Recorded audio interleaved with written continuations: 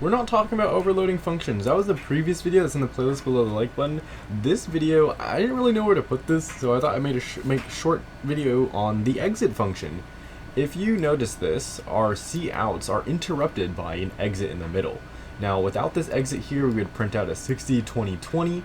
But with this exit here, in a 0 passed in as the parameter, meaning it exits successfully, we can run this and you'll see that the program is immediately going to terminate once it hits this exit.